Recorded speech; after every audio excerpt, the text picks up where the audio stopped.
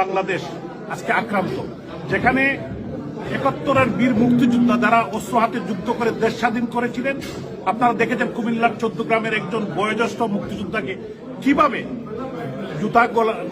জুতার মালা গলায় দিয়েছে এবং মাটিতে ফেলে উনাকে আজকে সারা বিশ্ব বিবেক জেগে উঠেছে। এই ডক্টর ইউনূস, এই রেজিম, জবরদখলকারী সরকার সারা বাংলাদেশে আজকেও একটি ছেলের হাত কেটে ফেলেছে। সারা বাংলাদেশে খুন, হত্যা, নির্যাতন, মানুষের বাড়ি করে আগুন লাগানো এবং বিশেষ করে যাদেরকে কোর্টে নেওয়া হচ্ছে তাদেরকে সেখানে হামলা করা হচ্ছে। এই ফ্যাসিস্ট রেজিমের বিরুদ্ধে গণজাগরণ এবং আমি মনে করি প্রতিরোধ গড়ে তোলার সময় এসেছে। দেশে বিদেশে এদেরকে যেখানেই পাবেন প্রতিরোধ গড়ে তুলেন। আমাদের যখন মরতেই হবে তাহলে প্রতিরোধ গড়ে তুলে প্রতিবাদ করেই মরতে হবে। এবং সারা বাংলাদেশের আওয়ামী লীগের স্বাধীনতার সপক্ষের, যুবলীগ, ছাত্রলীগের নেতা কর্মী যেখানে পাচ্ছে তাদেরকে হত্যা করছে, তাদের মা বোনদের গায়ে হাত তুলছে।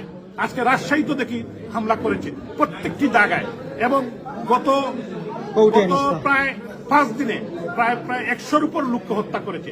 এই হত্যাকারী, খুনি, নির্যাতনকারী রেজিম, ডক্টর ইউনূসের রেজিমের বিরুদ্ধে আমি মনে করি বাংলাদেশের 18 কোটি মুক্তিকামী মানুষ, বিবেকবান মানুষ দল মতের উঠতে উঠে সবাইকে, বিশেষ করে আমি মা বোনদেরকে বলবো যে আপনাদের বিবেককে জাগ্রত করুন। সাংবাদিক, বুদ্ধিজীবী, সুশীল সমাজ সবাইকে সামনে আসার জন্য আহ্বান জানাবো।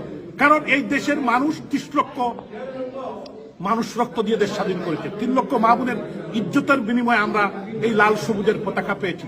যেখানে একজন মুক্তিযোদ্ধার সম্মান থাকে না, এখানে এই খুনি চক্র যারা স্বাধীনতা বিরোধী, তারা তাদের প্রভু পাকিস্তানিদের কে বাংলাদেশে নিয়ে আসছে, পাকিস্তানের জাহাজ নিয়ে আসছে, অস্ত্র নিয়ে আসছে, বাংলাদেশকে একটি জঙ্গি রাষ্ট্রের দিকে নিয়ে যাচ্ছে।